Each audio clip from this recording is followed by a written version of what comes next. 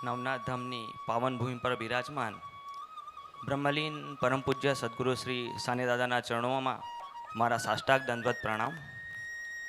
સાક્ષાત શિવ સ્વરૂપ શ્રી મચ્છેન્દ્રનાથ અને શ્રી ગોરક્ષનાથના ચરણોમાં મારા સાષ્ટાંગ દંડવત પ્રણામ. અને વિશ્વવંદનીય પરમ પૂજ્ય શ્રી છોટે દાદાના ચરણોમાં મારા કોટી કોટી નમન. અને સૌ નાથ ભક્તોને મારા જય અવધૂત. શ્રદ્ધામય પુરુષાર્થનો નવો અંક આવી ચૂક્યો છે. પરમ પૂજ્ય શ્રી છોટે દાદાને નમ્ર વિનંતી છે કે અંકનું અનાવરણ કરે. તાળીઓના ગડગડાટથી આપણે વધાવી લઈશું.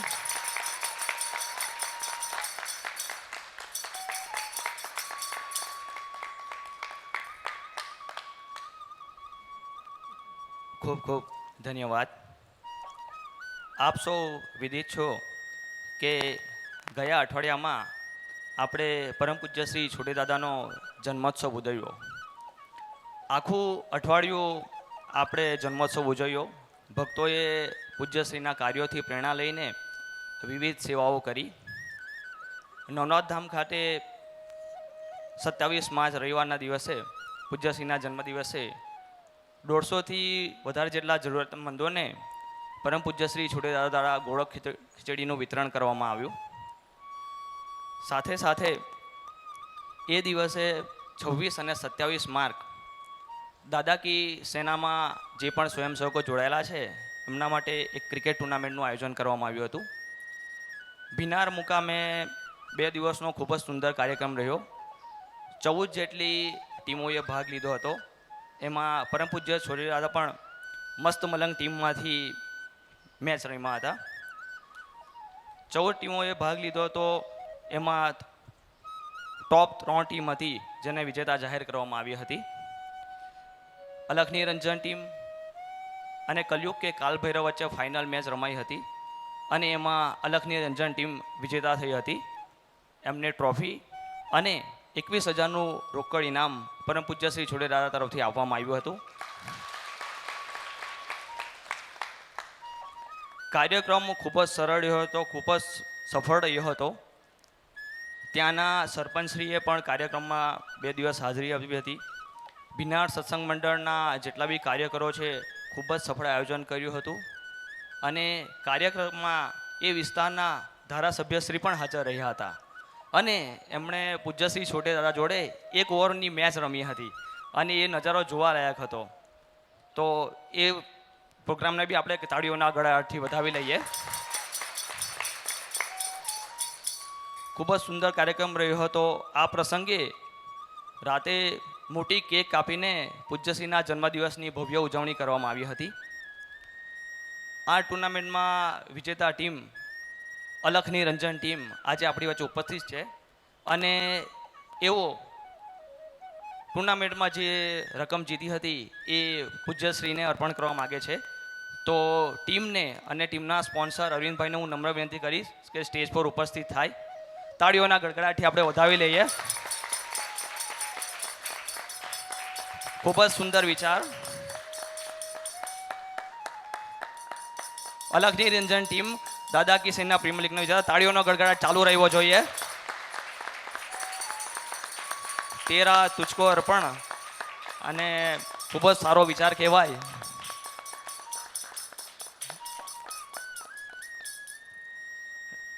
નજીક આવી જજો તાળીઓ.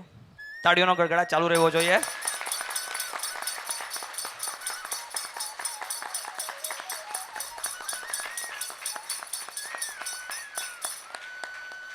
ખૂબ ખૂબ ધન્યવાદ. ખૂબ જ સુંદર અલખ નિરંજન ટીમ. તમારો આ વિચાર અને હા સૌને પ્રેરણાદાયી રહેશે.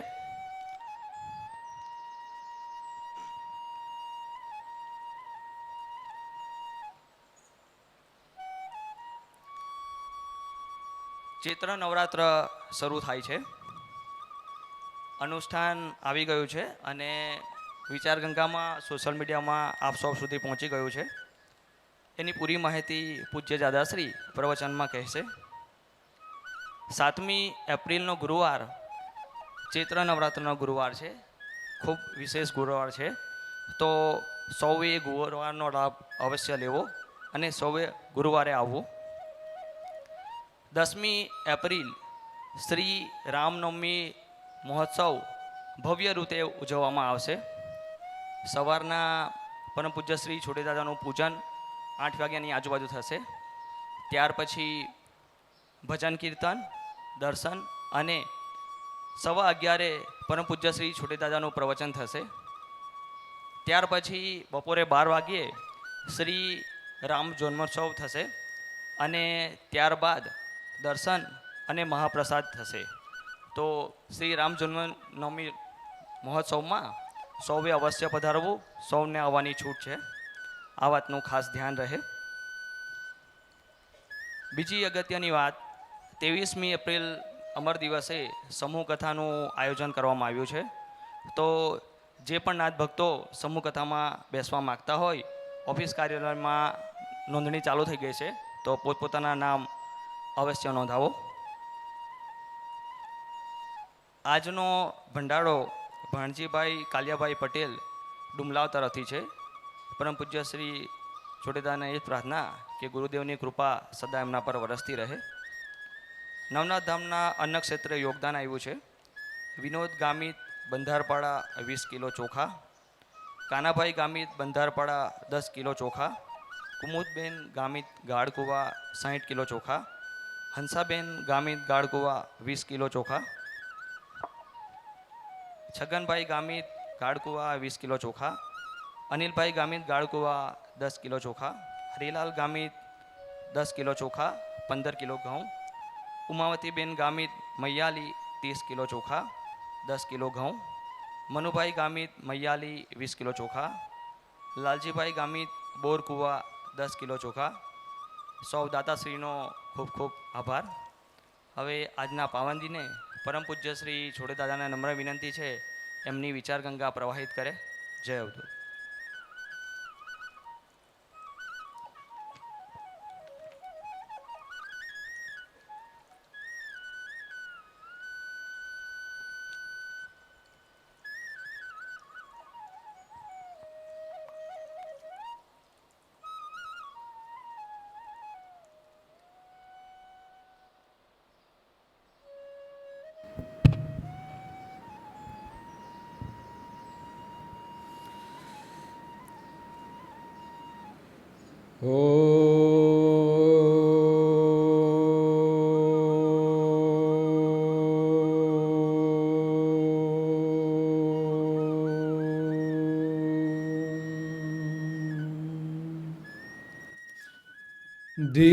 धीरलक्ष्मी नमस्तेषु पराशक्ति स्वरूपिणी वीर्य देहि बलं देहि सर्वकामश्च देहिनाम् ओम महालक्ष्मी विद्महे विष्णुपत्नी च धीमहि तन्नो लक्ष्मी प्रचोदयात्।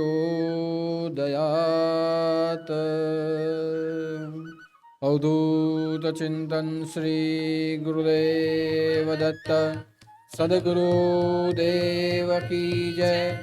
नवनाथ चिंतन श्री गुरुदेव दत्त अलख निरंजन।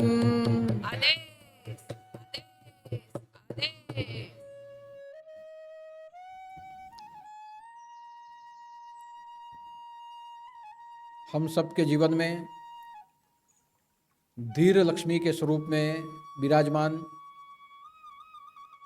पराशक्ति स्वरूप के रूप में विराजमान ऐसे हमारे सद्गुरु श्री सन्यानाथ जी के चरणों में मेरे कोटि कोटि नमन।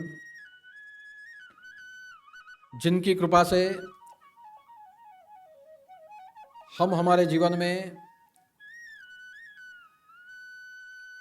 मनोनिग्रह और इंद्रिय निग्रह जैसी संयम शक्ति को प्राप्त कर सकते हैं। जो हमारे जीवन की भाग्य विधाता है, जिसके स्मरण मात्र से हमें वीर्य और बल प्राप्त होता है और जिसके ज्ञान से ही हम हमारे स्वयं का यानी हमारे धर्म का रक्षण कर सकते हैं, ऐसी आद्य शक्ति माँ महालक्ष्मी के चरणों में मेरे कोटि कोटि नमन।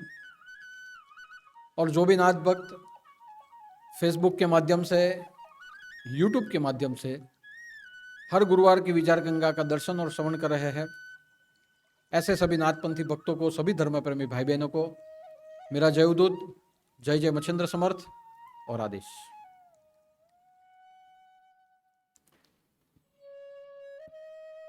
हमारे जीवन में लक्ष्य की प्राप्ति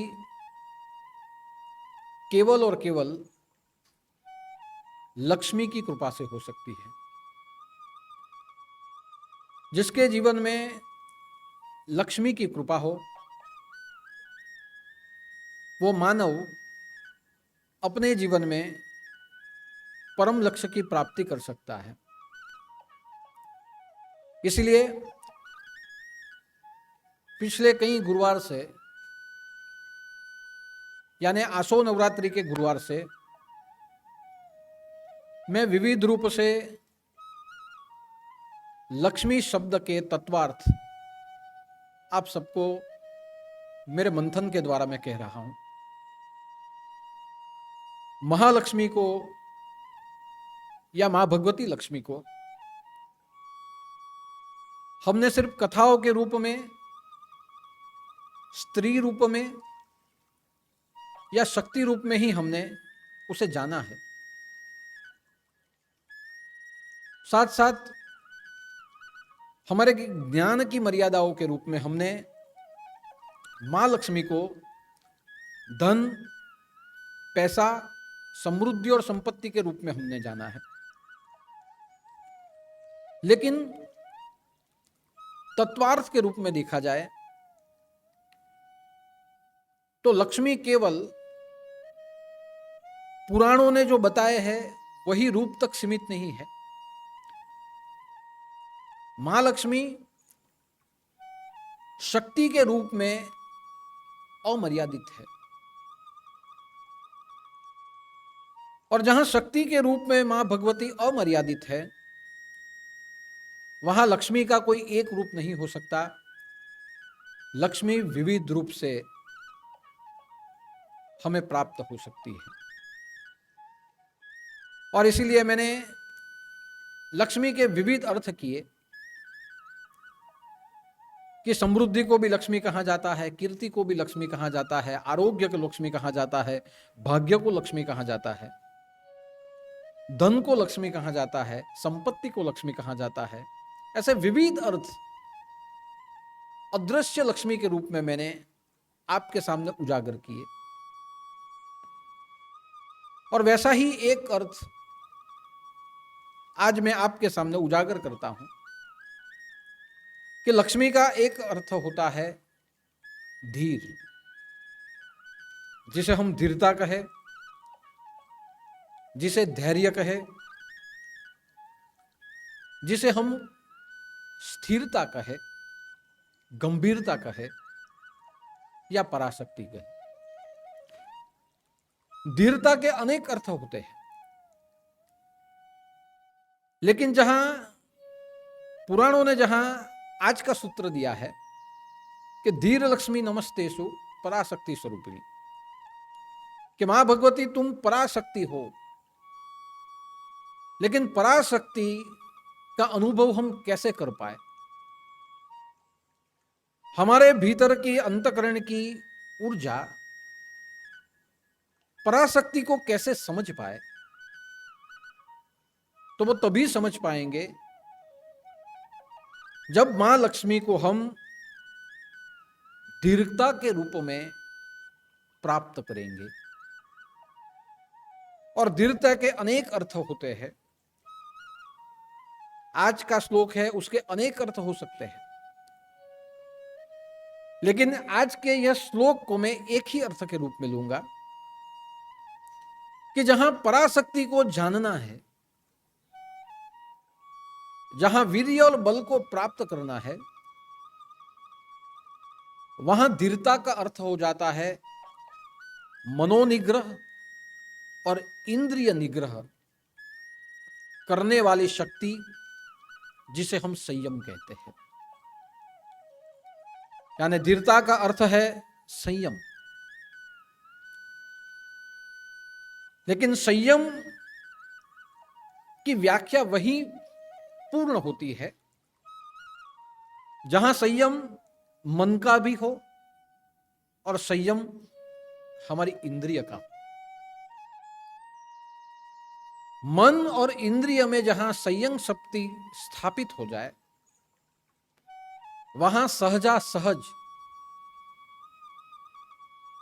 हमारे अंदर से हमारा वीर्य ऊर्ध्व रेता बनता है। और जहां वीर्य ऊर्ध्व रेता हो जाता है, वहां पराशक्ति की वाणी, पराशक्ति की ध्वनि, पराशक्ति के आदेश हमारी इंद्रियां सुन पाती है। इसीलिए आज के श्लोक में धीरता का अर्थ रहेगा संयम।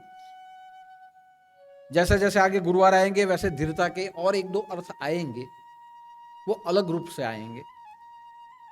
यानी यही श्लोक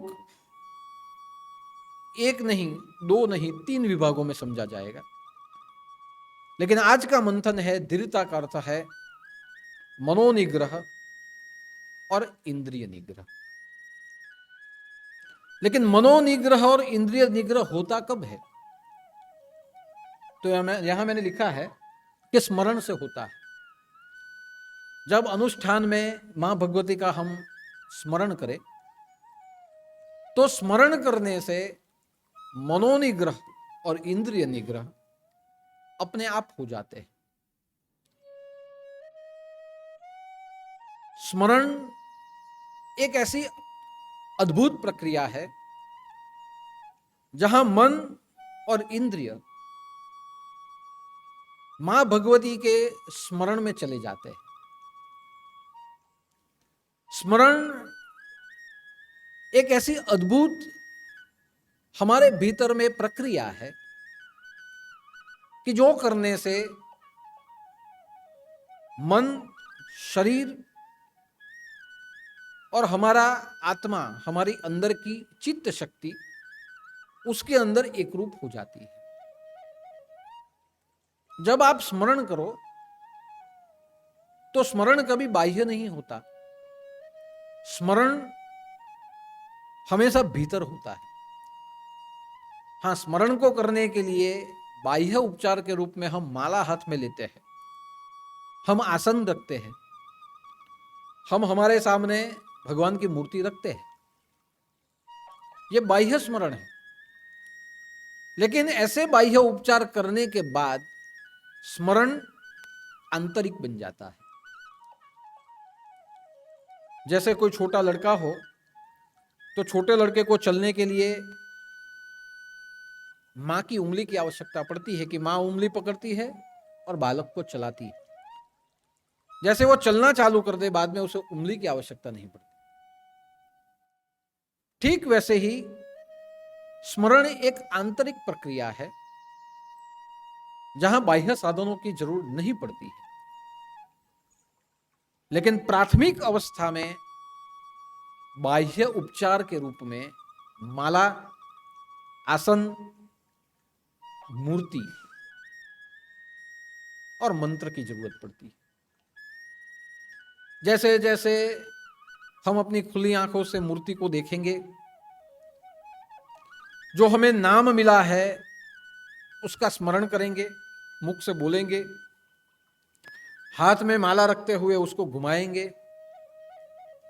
और आसन के ऊपर बैठ के जो स्थिति हमें अनुकूल हो, वो स्थिति में रह के जब हम उसका जाप करेंगे, तो धीरे धीरे धीरे धीरे धीरे जैसे ये जाप बढ़ता जाएगा, वैसे हमारे भीतर एक अलौकिक ऊर्जा का संचार होगा।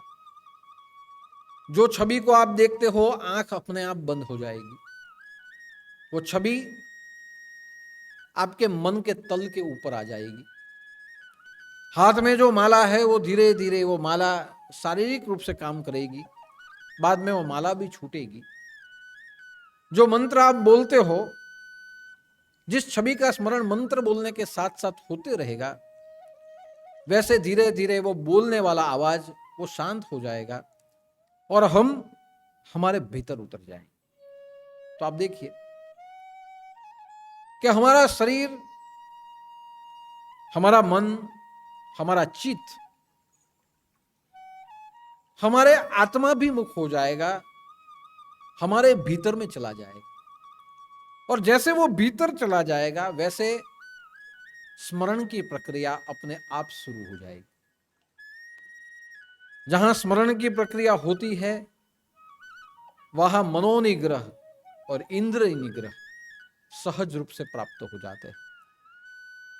क्योंकि मनोनिग्रह और इंद्रिय निग्रह ये करने के लिए हमारे भारतवर्ष की 2 विभूतियों ने अपने जीवन में प्रखर पुरुषार्थ किया और भारत भूमि में अध्यात्म क्षेत्र में उन्होंने 2 धाराएं स्थापन की। एक विभूति है गोरखनाथ जी, जिन्होंने शून्य की उपासना की। जहां वो उन्होंने शून्य की उपासना की वहां हठयोग स्थापन किया। जहां हठयोग स्थापन हुआ वहां मनोनिग्रह और इंद्रिय निग्रह को हठ के रूप में लिया गया कि कुछ भी हो जाए, मन को इंद्रिय के पीछे दौड़ता हुआ जो मन है उसे रोकना है, और इंद्रिय को विषयों के पीछे जो इंद्रियां दौड़ती है उसे रोकना है। उसे रोकने के लिए जो भी प्रयास किया जाए वो हठ पूर्वक करना है, ये गोरखनाथ जी ने बताया। और गोरखनाथ जी ने हठयोग स्थापन किया। अष्टांग योग को साथ में रखते हुए एक नया योग स्थापन किया जिसे कहा गया हठयोग। यम, नियम, आसन, प्राणायाम, प्रत्याहार, ध्यान, धारणा और समाधि, ये पातंजलि ने 8 योग तो दिए ही थे, लेकिन यह 8 योगों से भी ऊपर जिसे कठोर योग माना गया वो योग था हठयोग। कि हठयोग के द्वारा मन को मारा जाए, मन को रोका जाए, मन को नियंत्रित किया जाए।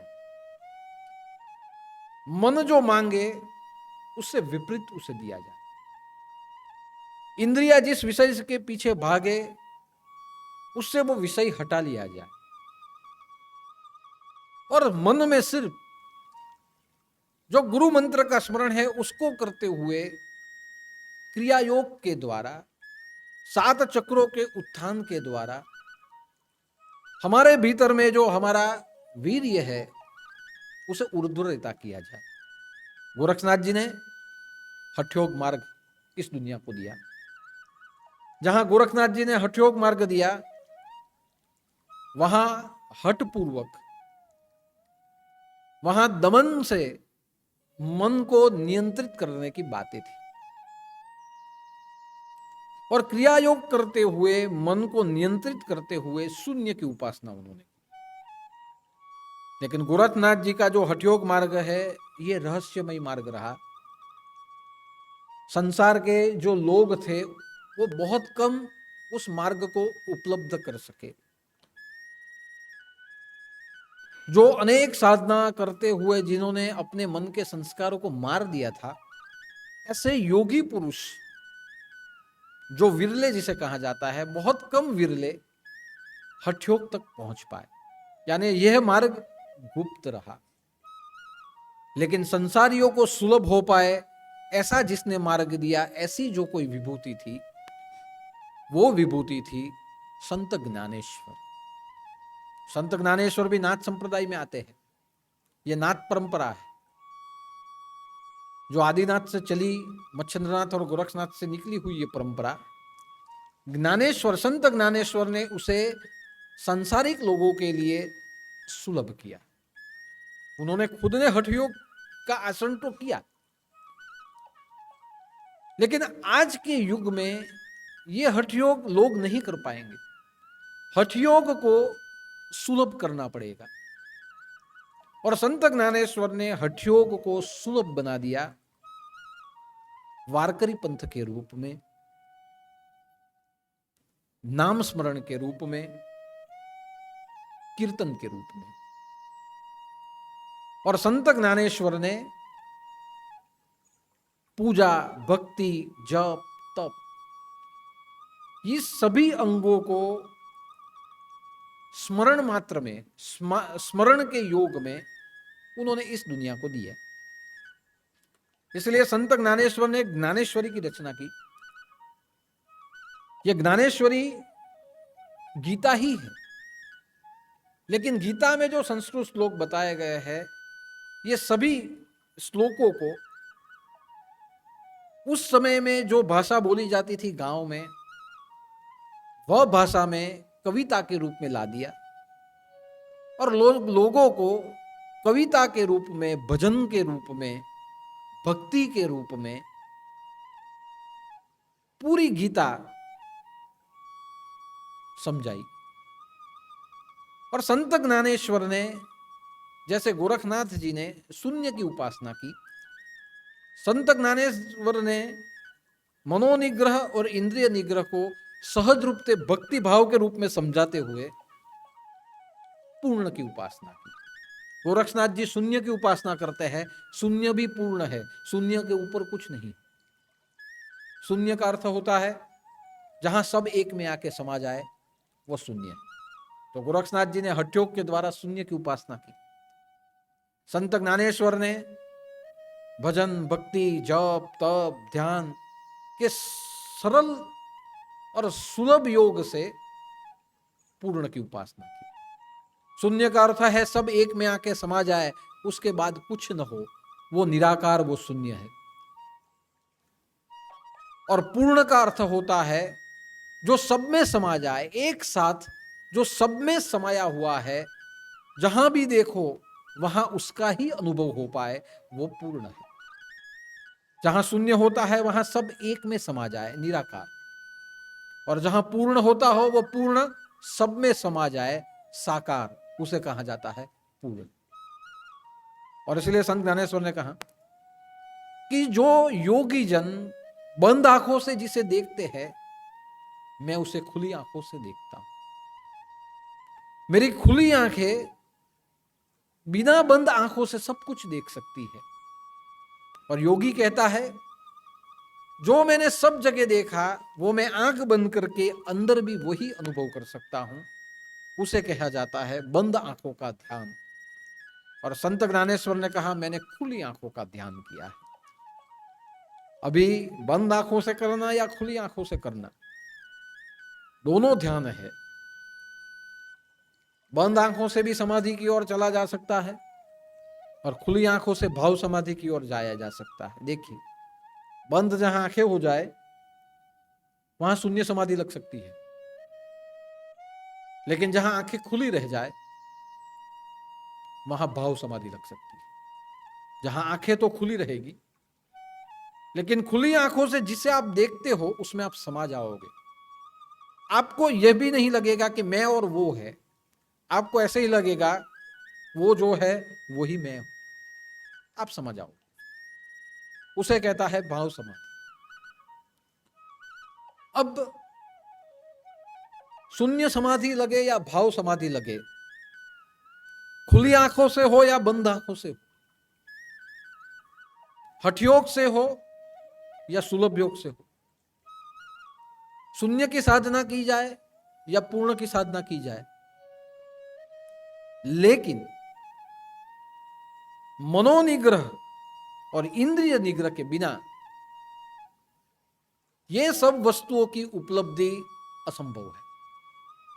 आप कुछ भी करें, लेकिन मनोनिग्रह और इंद्रिय निग्रह ये प्राथमिक स्टेप है, प्राथमिक सीढ़ी है। बिना मनोनिग्रह और बिना इंद्रिय निग्रह के न समाधि, न भाव समाधि, न शून्य, न पूर्ण, न हठ योग, न सुलभ योग, कुछ नहीं हो सकता।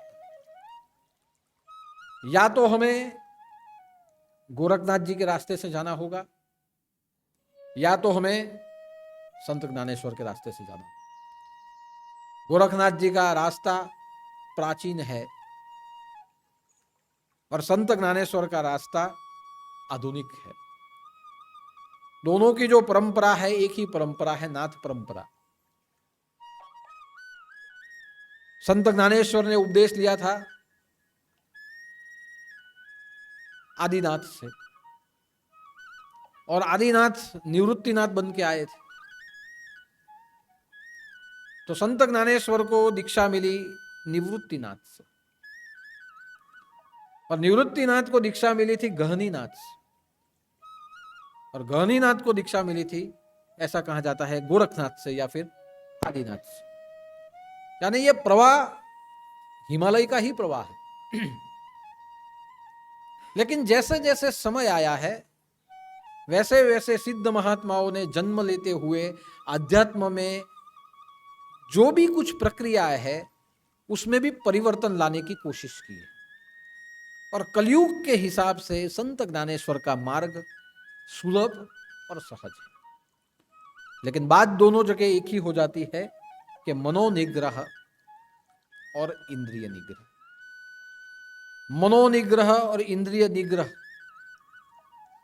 ये दोनों निग्रह, उसमें एक ही अर्थ है, संयम।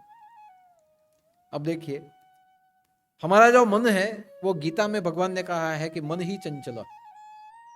इस पूरे शरीर में जो भी कुछ चंचल है वो कौन है? वो मन है। हमारा चित्त चंचल नहीं। मन अगर स्थिर है तो चित्त तो स्थिर रहेगा। हमारा आत्मा तो स्थिर है, वो तो साक्षी है। जैसे हम सब देखते हैं हमारे आजू बाजू में क्या होता है, वो देखने का काम करता है। लेकिन जो भी कुछ चंचल है ये मन चंचल है। चित्त चलित नहीं होता, बाद में होता है। लेकिन जो बिगड़ता है वो मन बिगड़ता है, क्योंकि आत्मा को ऐसे हो गया है कि मैं हूं वो मन हूं। जब आत्मा को ऐसे हो जाए कि मैं मन नहीं मैं आत्मा हूं, तो निर्लिप्त भाव में वो चला जाए। लेकिन आत्मा को ऐसे मानवी है, इसलिए शब्द आया है मानवी। मानवी यानी मन, जो मन को ही सब कुछ समझता है, जिसकी उत्पत्ति भी मन की इच्छा से ही हुई है, जिसके सभी कार्य मनोगामी है, वो मानवी है। इसीलिए हमने ऐसे समझा है कि मन ही सब कुछ है। और जहां आत्मा ने ऐसे समझ लिया कि मन सब कुछ है, वहां आत्मा साहूकार है। लेकिन आत्मा ने अपने पूरे हिसाब किताब मुनिम को सौंप दिए हैं, मन को सौंप दिए। जैसे बहुत बड़ी फैक्ट्री हो और हमारा हिसाब किताब मुनिम को सौंप देते कि तुम सब कुछ करते रहना, मुझे सिर्फ प्रॉफिट दे देना। बस यही हमारे शरीर में हो गया है कि साहूकार तो आत्मा है, जागृत। लेकिन जब से ये मन ने कारभार संभाला है, पूरा हिसाब किताब, पूरा संचालन मन को दे दिया गया है। और जहां पूरा संचालन मन को ही मिल जाए, वहां मन मालिक हो जाता है। और जहां मन मालिक हो जाए, वहां बाकी सब इंद्रियां ये मजदूर हो जाती है। संचालन मालिक के हाथ में, साहूकार के हाथ में होना चाहिए, हिसाब किताब मुनिम के हाथ में होना चाहिए। लेकिन हुआ क्या?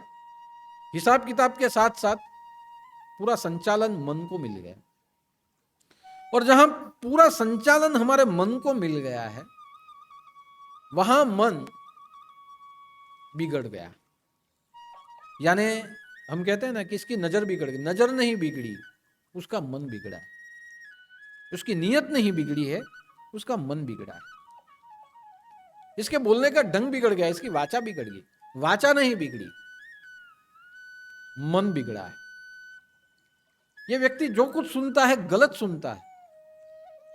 ये सुनता है वो ठीक नहीं, सुनना बिगड़ा नहीं, मन बिगड़ गया है। ये जो भी कुछ वर्तन करता है, ये व्यक्ति बराबर नहीं वर्तन करता है। व्यक्ति का वर्तन यानी उसका शरीर गलत नहीं है, उसमें जो रहने वाला मन है वो मन बिगड़ा है, आचरण बिगड़ गया है। जो कुछ बिगड़ा हुआ है ये मन है। और इसीलिए गीता में भगवान ने कहा कि मन ही चंचल, तुम्हारा मन ही चंचल है, कभी यहां तो कभी वहां। आज तक मन ये निर्णय ही नहीं कर पाया है कि मैं कौन हूं। आज तक मन ने ये कभी समझा ही नहीं है कि मेरा क्या है और मेरा कौन है। आज तक कभी मन ने ये सोचा नहीं है कि मेरा कल्याण कैसे होगा। हमने कभी सोचा हमारा कल्याण कैसे होगा? हम हमारा कल्याण भौतिक रूप से देखते हैं कि हम पढ़ेंगे लिखेंगे इंजीनियर बन जाएंगे, हमारा कल्याण हो जाएगा। लेकिन इंजीनियर बनने के बाद भी आदमी तो दुखी ही है। हम पढ़ेंगे लिखेंगे वैज्ञानिक बन जाएंगे, वैज्ञानिक बनने के बाद पूरी दुनिया दुखी है। ये जो नए नए उपकरण बनते हैं, परमाणु बॉम्ब, ये किसने बनाए?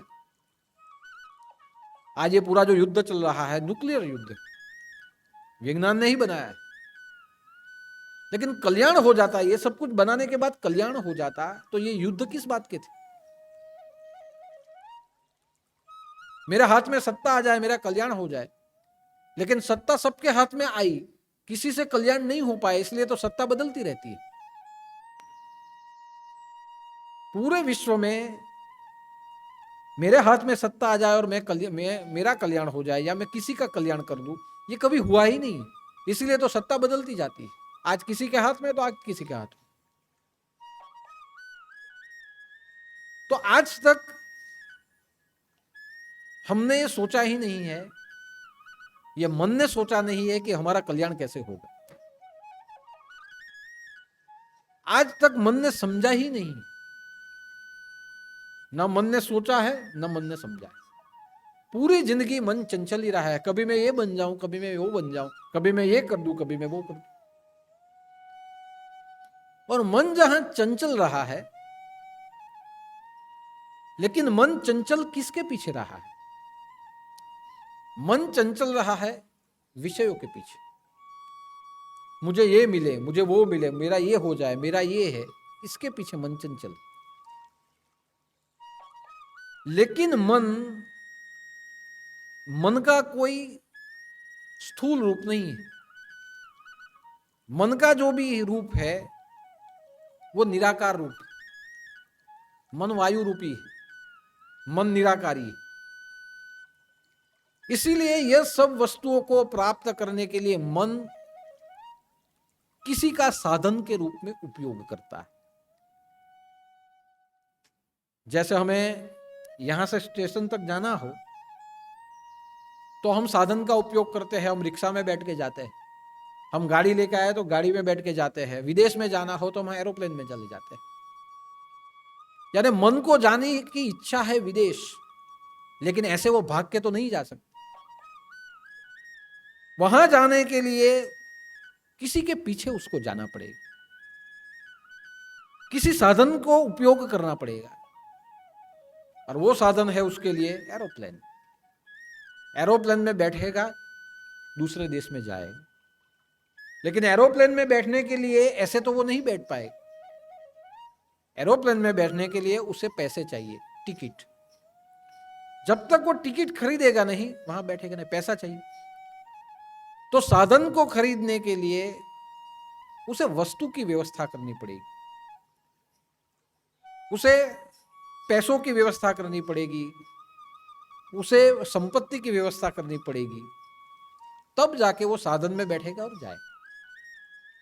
ठीक उसी प्रकार विषयों तक मन को पहुंचने के लिए मन को साधन की जरूरत पड़ेगी, इसलिए मन साधन के पीछे जाएगा। और वो जो साधन है उसे कहा जाता है इंद्रियां। हमारी 5 ज्ञानेंद्री और 5 कर्मेंद्री, मन उसके पीछे जाएगा। जो पड़ी हुई वस्तु है उसको उठाने के लिए मन पहले आंखों की ओर जाएगा, क्या है देख, देखा। पैसा पड़ा है, उसे उठा ले, आंखों से तो नहीं उठाया जाए। यानी ज्ञानेंद्रिय से वो समझेगा क्या पड़ा है। हाँ, पैसा पड़ा है तो ज्ञान है पैसा लेना चाहिए। सोने की वस्तु पड़ी है तो ज्ञान है उसे लेनी चाहिए, बेचने के बाद पैसा मिल सकता है। व्यसन पड़ा है उसे ज्ञान है, व्यसन लेने के बाद हम नशे में आ सकते हैं, दुख भूल जाएंगे।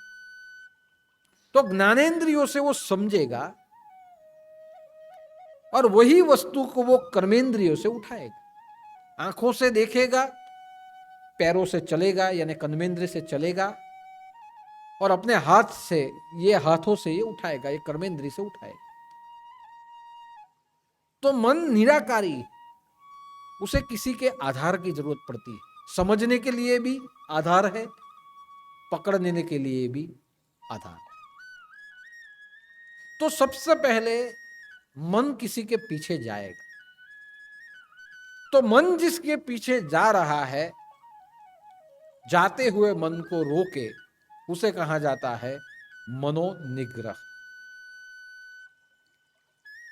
जाते हुए मन को रोके वो मनोनिग्रह। और इंद्रियों को विषयों के पीछे जाता हुआ रोके, उसे कहा जाता है इंद्रिय निग्रह। कि मन जो आदेश करता है इंद्रिया वो न करे। मन और इंद्रियां ये दोनों को अलग अलग कर दिया जाए। शरीर को अलग कर दिया जाए, मन को अलग कर दिया जाए। मन और इंद्रिय को दोनों को अलग कर दिया जाए, दोनों की जो दोस्ती है उसे रोका जाए। ये गठबंधन है, सरकारी गठबंधन। જ્યારે સત્તા સ્થાપવાની હોય અને પૂરી સીટ નહીં આવે એટલે બધી પાર્ટીઓ ભેગા થઈને ગઠબંધન કરે. હેતુ ઉપર બેસવાનું. ઇલેક્શન બધા ભેગા થઈને પછી આમ હમ સામે લડે એટલે આપણે આમાં વોટ આપીએ, આપણે આમાં વોટ આપીએ, અને જ્યારે સત્તા લેવાની હોય ત્યારે પાછા બધા ભેગા થઈ જાય. ત્યાર પછી આપણે કે યાર આ લોકોને તો આપ્યો પણ આ તો ભેગા થઈ ગયા. આવું જ છે અહીંયા, આમાં બી આવું જ છે. આ ગઠબંધન થઈ જાય છે. मन और इंद्रियों का गठबंधन हो जाता है, और मन और इंद्रियों का जहां गठबंधन हो जाता है वहां भोग की उपलब्धि होती है. इसलिए मनोनिग्रह और इंद्रिय निग्रह. मन को इंद्रिय के पीछे जाता रोके, क्योंकि इंद्रिय उसे वस्तु दिखाती है. आंख है तो आंख दिखाएगी क्या पड़ा है, आंख है तो आंख दिखाएगी कि कितनी संपत्ति. आंख सब कुछ दिखाती है. और जो कर्मेंद्रिया है वो लेने का प्रयत्न करती है, कैसे करके भी उसे ले लिया जाए, कैसे करके भी खींच लिया जाए. रावण को दिखाया आंख ने कि सीता सौंदर्यवान है, और रावण को जैसे दिखाया वैसे रावण ने सीता की प्राप्ति के लिए साधु का वेश धरा, और जो जीवन में साधु कभी नहीं करता वो कृत्य उसने सीता को उठाया, अपहरण किया. साधु बनने के बाद डकैत का काम किया अपनी कर्मेंद्रियों के द्वारा. तो मन को इंद्रिय के पीछे जाता रोका जाए और इंद्रियों को विषयों के पीछे जाती हुई रोकी जाए, उसे कहा जाता है मनोनिग्रह और इंद्रिय निग्रह. हमारे शास्त्रों ने उसे एक शब्द दिया है, दम. दम शब्द का अर्थ होता है दबाना, दमन कर देना. मन अगर उछलता हुआ है इंद्रियों के पीछे जाए तो दबा दीजिए उसे, और इंद्रिया विषय के पीछे जाए तो इंद्रियों के साथ इंद्रियों को विषयों से दूर कर दीजिए, दबा दीजिए, दमन कर देना. उसका अर्थ होता है दम. दम शब्द में दोनों निग्रह आ जाते हैं, लेकिन उसमें एक शब्द आ जाता है संयम. निग्रह का अर्थ है रोकना, और संयम का अर्थ होता है मर्यादा में रोकना. देखिए, हम नहीं कहते कि मैं संयम करता हूं. निग्रह आए तो समझ लेना कि उसे रोकना ही रोकना है, उसे दबा देना है, उसे वहीं दबा देना है, उसे कहते हैं दम. और संयम यानी सम. संयम, संयम का अर्थ क्या हुआ? रोकना है, मर्यादा में रोकना है. जाने देना है, लेकिन इतना नहीं कि वो पूरा चला जाए, उसे कहता है संयम। जब हमें डॉक्टर कुछ दवा दे और डॉक्टर कहे कि तुझे ये रोग हुआ है, तुझे डायबिटीज हुआ है, अभी डायबिटीज हुआ है तो क्या करना है, मीठा नहीं खाना है, यानी उसे निग्रह करना है, जो भी मीठा है वो नहीं खाना है। शुगर कंट्रोल में आ जाए उसके बाद खाना है, लेकिन थोड़ा कम खाना है, इतना नहीं, मर्यादा में खाना है, उसे कहा जाता है संयम। यानी डॉक्टर पहले दवा दे तब निग्रह करता है, छोड़ दो, दबा दो उसे। और संयम जब पालने के लिए बोले तब कहा जाता है अभी खाओ, प्रॉब्लम नहीं है, लेकिन थोड़ा थोड़ा खाओ, थोड़ा खाना। जो दारू पीता है उसे पहले संयम दिया जाता है कि तारा दारू छोड़વું છે વાંધો નહીં, થોડું થોડું છોડજે, અને થોડું થોડું થતા થતા થોડી આદત પડે, હવે પૂરેપૂરું છોડી દે છે। કોઈને એમ કહેવામાં આવે કે બસ હવે કાલથી તું દારૂ છોડી દે, તો એ નહીં છોડે। અહીંયા ઘણા આવવાના હોય ને તો કે દાદા અમે આવીએ, પણ એમ કે અમને આવવાને એમ કે શરમ લાગે, કારણ કે એમ કે અમે પીએ છીએ એમ। તો ત્યારે હું એટલું જ કહું, પીતા હોય તો બી વાંધો નહીં, કંઈ નહીં, પહેલા પીને આવો, પછી અહીંયા સાંભળતા સાંભળતા તમારું પીવાનું થોડું ઓછું થઈ જાય, એટલે સંયમ આવી જાય કે પીતા છો, પેલા પૂરી બાટલી પીતા છો, પછી અડધી પર આવશો તો, અને પછી જે અહીંયાથી ગુરુવારે બોલવામાં આવે છે તે જ્ઞાન ગંગાનું જ્યારે તમારું પાન થતું થઈ જાય ત્યારે તમે આપમેળે નિગ્રહ કરી દેહો, ત્યારે તમે એને પૂરું છોડી દેશો। तो कहવાનો मतलब છે, कहने का अर्थ है, निग्रह का अर्थ होता है दबा देना, जो हठयोग माना जाता है, और संयम का अर्थ होता है मर्यादा में दबाना, उसे कहा जाता है सहज योग। गोरखनाथ की भाषा में दबा देना, एक ही क्षण में दबा दो, ये गोरखबानी। और संत ज्ञानेश्वर की भाषा में संयम, धीरे धीरे उसे छोड़ दो, ये होता है संयम, जो संत ज्ञानेश्वर की वाणी। तो हमें जहां हम रोके और जहां हम मर्यादित करें, वहां अपने आप मनोनिग्रह और इंद्रिय निग्रह अपने आप हो जाता है। एक बार क्या हुआ कि एक साधु पुरुष बैठे थे, साधु पुरुष के बाद पास एक भक्त आया, वो भक्त बहुत दुखी था कि मैं जीवन से इतना दुखी हूं कि मुझे सब प्रकार की गलत आदतें हैं, मैं दुखी हो गया हूं, मुझे चिंता है, चिंता की वजह से मैंने दारू पीना चालू किया, दारू पीने पैसा नहीं है तो मैंने जुगाड़ खेला, मैं सभी आदतों से परिपूर्ण हूं, बस भगवान आपके चरणों में आया हूं, मुझे सुखी कर दीजिए। तो संत पुरुष ने कहा, बोल तुझे क्या चाहिए? बस मुझे बहुत कुछ नहीं चाहिए, मुझे बहुत ज्यादा नहीं, मुझे थोड़ा छोटा सा एक घर चाहिए, छोटा सा घर हो, थोड़ा पैसा चाहिए, पैसा हो तो मेरे बाल बच्चों को मैं खाना खिला सकूं, उसे सुविधा मिल जाए, बस हम शांति से रह सके, इतना चाहिए। गुरुदेव ने कहा ठीक है, एक काम कर, ये जो सामने है यहां मैंने तप किया है, ये कल्पवृक्ष, ये कल्पवृक्ष के पास जा और तुझे जो चाहे वो मांग ले, लेकिन ध्यान रहे जो भी मांगे वो समझ के मांगना, ज्यादा मत मांग लेना, नहीं तो नुकसान हो जाएगा। उसने कहा ठीक है, मुझे ज्यादा कुछ चाहिए नहीं, मैं मेरा कर सकूं उतना चाहिए। गुरुदेव ने कहा जा मांग ले। वो कल्पवृक्ष के नीचे बैठा और मांगना शुरू किया, और मांगना शुरू किया। सबसे पहले उसने ऐसे मांगा कि मेरे जो फटे हुए कपड़े हैं वो अच्छे आ जाए, अच्छे कपड़े मिल गए, एक ही क्षण अच्छे कपड़े मिल गए। बाद में उसने ऐसा सोचा मुझे सूट बूट मिल जाए, सूट बूट भी मिल गए। अब मेरा ये जो घर है वो महल हो जाए, घर महल बन गए। मेरे बीवी बच्चे हैं वो सब सोने के दागिने पहने, बड़े बड़े अच्छे अच्छे कपड़े पहने, वो भी हो गए। मैं जहां सो रहा हूं वहां सोने का पलंग हो जाए, सोने का पलंग हो। जहां सोने का पलंग हो गया वहां मेरे घर की जितनी भी सामग्री है वो सब सोने की हो जाए, सोने की हो गई। मुझे बहुत प्रतिष्ठा मिले, उसे बहुत प्रतिष्ठा मिलने लगी।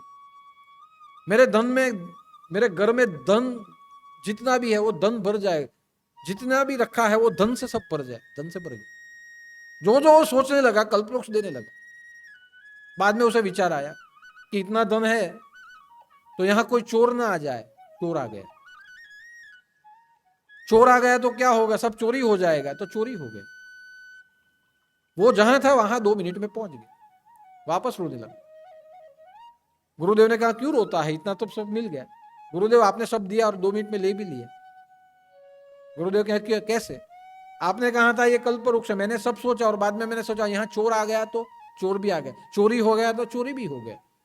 तो गुरुदेव ने पहले ही कहा, मैंने तुझे पहले ही कहा था जो भी मांगना संयम से मांगना, मर्यादा में मांगना। मैंने तुझे कल्प वृक्ष दे दिया, तू मांगते गया मांगते गया मांगते गया, तेरा मन अमर्यादित हो गया। और न मांगना है वो भी तूने मांग लिया कि चोर आ गया तो चोरी हो गया, तो चोर भी आ गया और चोरी भी हो गई। तो जो भी कुछ मांगा जाए संयम से मांगा जाए, मर्यादा में मांगा। हमें जीवन में बहुत कुछ सब मिलता है, लेकिन धीरे धीरे धीरे धीरे हमारा मन अनियंत्रित हो जाता है, हमारी इंद्रियां अनियंत्रित हो जाती है और धीरे धीरे हम इतना मांग लेते हैं कि अंत में जो मांगा है उसी से हमारा नुकसान होता है। और इसीलिए अनेक प्रकार के रूपक दिए गए कि जो मछली होती है उससे सीखिए कि मछली जहां जल में होती है वहां मांस का टुकड़ा धागे में पिरो के जल में डाल दिया जाए तो मछली वो मांस के टुकड़े को खाने के लिए आती है और वहां फंस जाती है और वहां ही उसे खींच लिया जाता है, वो दूसरों का आहार बन जाती है। तो वहां से कहा गया कि मछली जैसे मांस के टुकड़े में जाके मरती है, वैसे हमें भी हमारे विषयों के ऊपर नियंत्रण रखना चाहिए। कुत्ते को अगर पकड़ना है तो हड्डी दे दी जाए, कुत्ता हड्डी खाने के लिए आएगा और हड्डी जब वो कुत्ता खाएगा तो वही खून उसकी हड्डी में लगेगा और वही खून को चाटते चाटते पूरा उसका जीवन समाप्त हो जाएगा। तो उसे हड्डी, कुत्ते को हड्डी में माया है, मछली को मांस के टुकड़े में माया लग जाती है। हाथी को पकड़ने वाले बड़ा खड्डा करते हैं और उसके ऊपर सब कुछ रख देते हैं और एक डुप्लीकेट, एक हथनी बनाते हैं और हथनी के पास ऐसा वाजिंत्र ऐसा बजाते हैं कि हाथी वहां आता है, वो लकड़े की हथनी को सच्ची समझ लेता है और काम वासना में पड़ता है और वहीं वो खड्डे में गिरता है और हाथी पकड़ा जाता है। तो आप देखिए ऐसे जितने भी प्राणी हैं, संयम जहां घुमा देते हैं, मन का नियंत्रण घुमाते हैं, इंद्रिय का नियंत्रण वहां वो जब छोड़ देते हैं, वहां उनका विनाश हो जाता है। वैसे ही मनुष्य का विनाश मन और इंद्रिय से होता है। और तही वहां ही कहा गया कि मनोनिग्रह और इंद्रिय निग्रह करना है, लेकिन ऐसी कौन सी इंद्रिया है जिसे काबू में लेना है। तब कहा गया कि हमारे शरीर में 2 इंद्रियां ऐसी है जिसका निग्रह करना पड़ेगा। एक हमारी जीभ और दूसरा हमारे गुप्तांग। जीभ स्वाद चखती है, ये जो व्यसन होता है उसे चख लेती है और बार बार उसको खाने की इच्छा करती है। आहार प्रमाण में खाओ तो दवा है, लेकिन आहार अप्रमाणित हो जाए तो रोग पैदा करता है। दारू, सिगरेट ये सब प्रमाण में लो तो ठीक, लेकिन जब उसका स्वाद जीभ पे लग जाए और वही चीज बार बार अनियंत्रित मांगे तो समझ लीजिए ये व्यसन विनाश का कारण बन जाता है। इसलिए कहा गया कि व्यसन के ऊपर, जीभ के ऊपर कंट्रोल करे, अपनी वाणी के ऊपर कंट्रोल करे, जैसा चाहे वैसा बोलना भी नहीं चाहिए। उपवास हम करते हैं तो उपवास क्यों करते हैं? खाने के ऊपर कंट्रोल। उपवास में क्या होता है? उपवास करो, खाने के ऊपर कंट्रोल, दूसरा भगवान का नाम स्मरण करो, बोलने के ऊपर कंट्रोल। જ્યારે તમે અનુષ્ઠાન કરતા હોય તો અનુષ્ઠાન જ્યારે કરો ને ત્યારે વધારે નહીં બોલવું જોઈએ। જે વસ્તુ તમે વાંચો છો ને જેનું સ્મરણ કરો છો એ અનુષ્ઠાનના દિવસે તમારે કામનું હોય, જરૂર હોય એટલું બોલવું, બાકી વધારે બોલવું નહીં। આપણે અનુષ્ઠાન કરીને તો પાછા વધારે બોલીએ। ભજન, તમે ભજનમાં બેઠા તો ભજન કરો એટલે ભજન જ ગાવાનું। અહીંયા ભજન ગવાય તો બધાએ ભજન ગાવા, પણ આ બાજુ ભજન ગાવાતું હોય ને પાછા તમે તમારી જ વાત કરતા હોય. આ શું કહેવાય? આને કહેવાય અસંયમ. સંયમનો અર્થ એ નથી કે ખાવા પર જ, મન પર જ. મન વાણીના રૂપમાં પણ છે. તો સંયમ જે આપણો હોય છે એ વાણીનો સંયમ પણ હોવો જોઈએ, કે જ્યાં જરૂર હોય તો બોલવાનું, નહીં જરૂર હોય તો નહીં બોલવાનું, છોડી દો.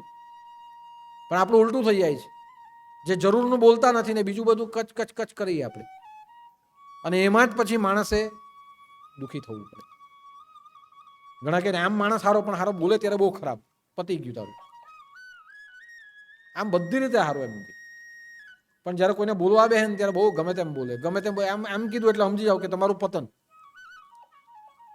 આમ માણસ એમ કે બહુ સારો, પણ જ્યારે પી ને ત્યારે પછી કોઈનો નહીં થાય, તમારું પતન અહીંયા જ થઈ ગયું. એમ કે બધી રીતે સારો, પણ પીધા પછી નહીં સારો. તો મને એ સમજ નહીં પડે કે આ ડબલ વાત કેમ? જે પીધા પછી પણ વાંકો રહીને એ ખરાબ જ કહેવાય, કોઈ દાડો સારો નહીં કહેવાય. મારું તો એવું માનવું કે પીવાનું, પણ પીને પણ શાંત જ રહેવાનું, તો એના જેવો કોઈ માણસ નહીં. 2 બાટલી વધારે પીવડાવો અને ચૂપ શાંતિથી બેસી જ રહ્યો, બોલતો જ. પણ ઉલટું થાય છે, એમ કે પીએ ને એમ કે પછી જ બગડે. એ પીને બી ખરાબ અને પીધા વગર બી ખરાબ, બંને રીતે હલકટ કહેવાય. બધી રીતે એમ કે બરાબર, પણ એમ કે બધા દોસ્તારોની સાથે મળી આવે ને પાર્ટી કરી આવે અને એ લોકો બધા જાણે હું કંઈ કહે એટલે પાછો બગડી જાય. બાકી એમ હારો, હું એવું માનું કે એમ બી ખરાબ ને તેમ બી ખરાબ. જે બીજાનું કહેલું માનીને ચાલતો હોય એ માણસ જ નહીં કહેવાય. પોતાના કાંધા ઉપર પોતાનું માથું હોવું જોઈએ, એટલે પોતાનું મગજ હોવું જોઈએ. કાંધો તમારો અને વાત બીજાની.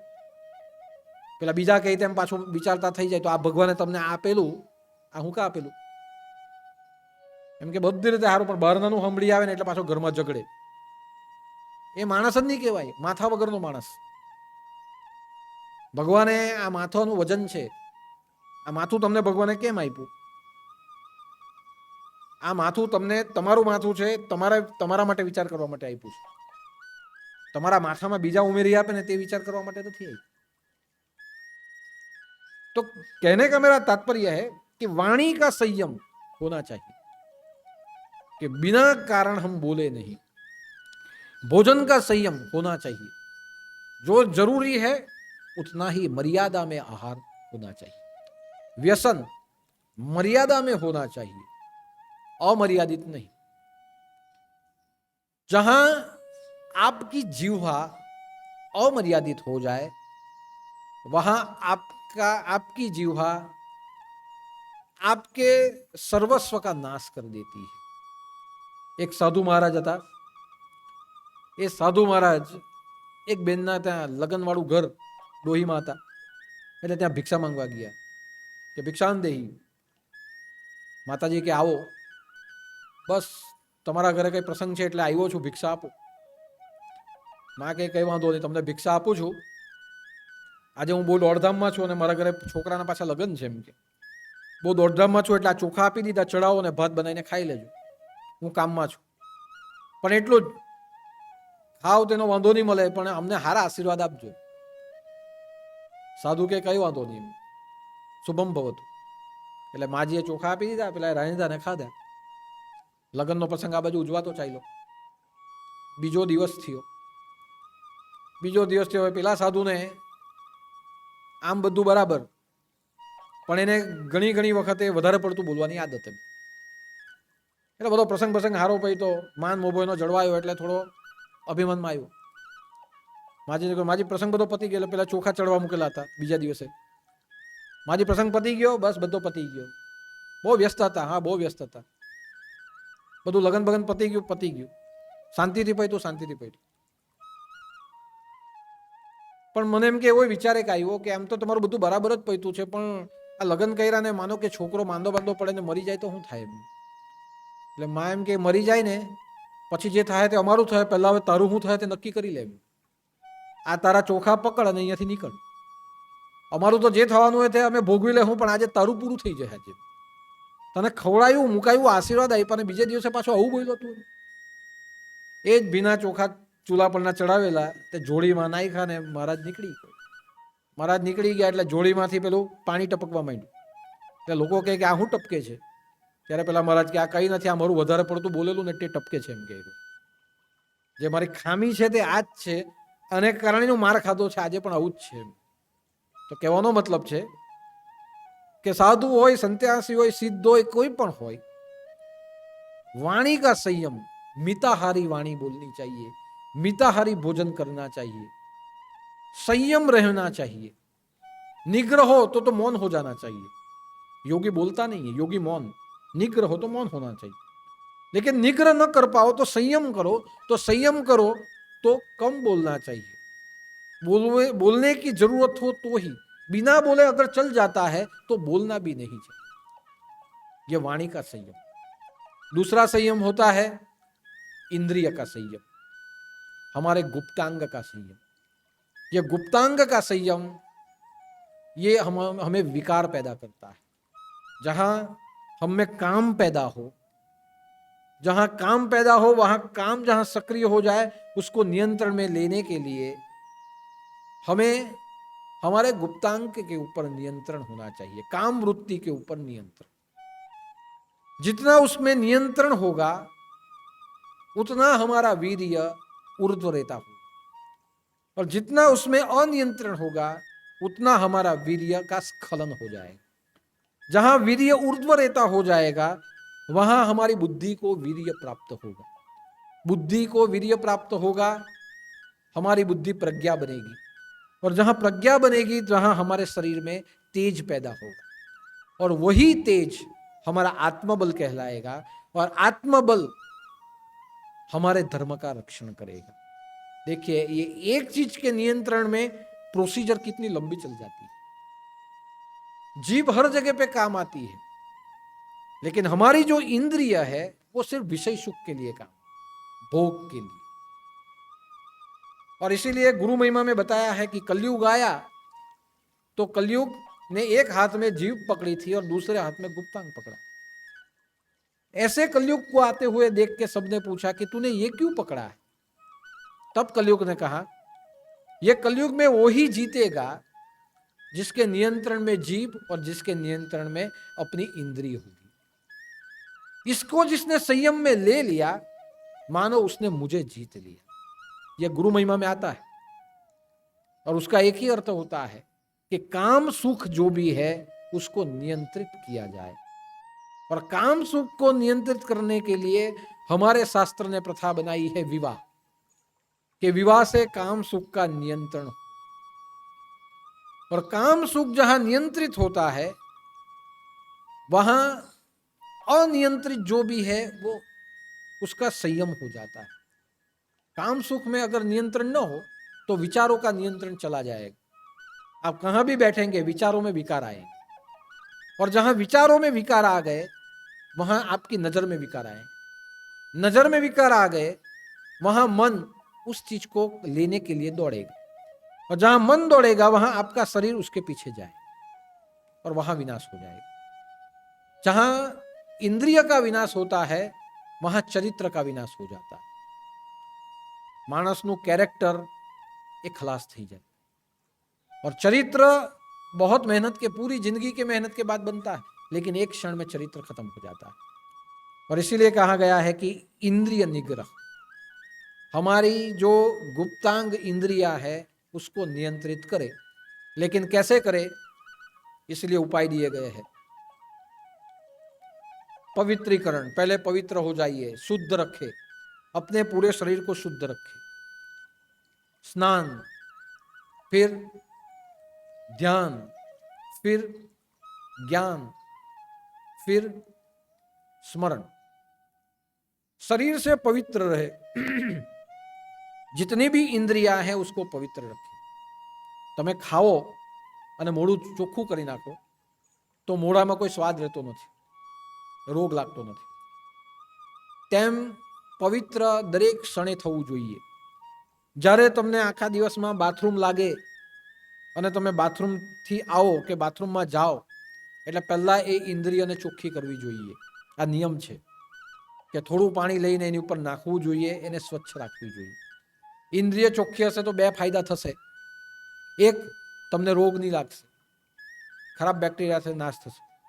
અને ઇન્દ્રિય ચોખ્ખી હશે તો તમને વિચાર સારા આવશે. એટલે સાધુ સંન્યાસી મોટે ભાગે જે પણ તીર્થ સ્થાનોમાં જાય તો તમે નવનાથ ચરિત્રમાં વાંચ્યું છે કે મચ્છેન્દ્રનાથ તીર્થયાત્રા કરતા હતા, એક નદી આવી, ત્યાં નદીમાં જઈને સ્નાન કરી લીધું સાંજના સમયે. શું હતું? સાંજના સમયે શૌચ ક્રિયા કરી, દિવસના સમયે શૌચ ક્રિયા કરી. જે આપણી ઇન્દ્રિય જે બંને છે, આગલી અને પાછલી, જ્યારે જ્યારે એનો ઉપયોગ થાય ત્યારે ત્યારે એ પાણીથી ચોખ્ખી થવી જોઈએ. એને સ્વચ્છ રાખો. એને સ્વચ્છ રાખવાથી રોગ નહીં થાય અને એને સ્વચ્છ રાખવાથી ગંદા વિચાર નહીં આવે. આ ઇન્દ્રિય ગંદા વિચારનું કારણ છે, વિકારનું કારણ છે. તો એને ચોખ્ખી રાખીએ. બીજું કે જ્યારે જ્યારે તમે પૂજા પાઠ અને આ તે કરો તો ત્યારે ત્યારે આપણે આપણી ઇન્દ્રિયો ઉપર ધ્યાન આપવું નહીં. સ્વચ્છ થવાનું અને પૂજાપાઠ કરવાના. અને પૂજાપાઠ કરીને આવો એટલે ફરી પાછા તમે ફ્રેશ થાઓ ત્યારે એને ચોખ્ખી રાખવી. જેટલી એ સ્નાન કરશે, જેટલી એ ચોખ્ખી રહેશે, તેટલા વિચારો તમને ચોખ્ખા આવશે. પછી ધ્યાન. જ્યારે ધ્યાનમાં બેસો, जब आप ध्यान में बैठो तो जो मंत्र बोलते हैं उसको बोलना है, सुनना है और आपके सामने जिसकी छवि है उसका ध्यान करना है. जब आप कोई काम करो तो जब आपका काम में ध्यान हो तब भी मन में से जाप चालू रहना चाहिए और वही काम होना चाहिए. इसलिए मैंने बहुत आगे भी कहा कि कई आश्रमों में प्रथा है कि जो भी आप मांगो तो भगवान का नाम लेके मांगना है. दाल राम, रोटी राम. हम आमने सामने आ जाए तो जय उदूत बोलते हैं. क्यों बोलते हैं? कि हमारा कोई भी काम हो, हमारा ध्यान परमात्मा में रहे, इसलिए हम करते हैं. तो ध्यान जब भी करे तो ध्यान के समय पे जिसको हम याद करते हैं मन उसी में रहना चाहिए. इसीलिए ये ध्यान की प्रथा अस्तित्व में आई. फिर ज्ञान. ज्ञान लेने के लिए हमारी सभी इंद्रियां हमें खुली कर देनी चाहिए. कान से स्मरण, भगवान का नाम सुनो, कथा सुनो, प्रवचन सुनो. आंखों से ग्रंथ का पठन करो. इस दुनिया में जितनी भी वस्तु है उसमें से कुछ ना कुछ ज्ञान मिलेगा. सब परमात्मा का स्वरूप. भगवान दत्तात्रेय ने 24 जगह से ज्ञान ले लिए. तो ज्ञान के लिए इंद्रिया को खुली रखें. लेकिन हमारी जो गुप्तांग है, हमारी जो इंद्रिया है, उसे इन सब से विरक्त रखें. काम भोग हो उसी समय पे उसका उपयोग, बाद में उसका विचार न करे. सभी में अच्छा विचार करे. अगर ये हमने कर लिया तो स्वाभाविक रूप से हमारे अंदर का काम नष्ट हो जाए.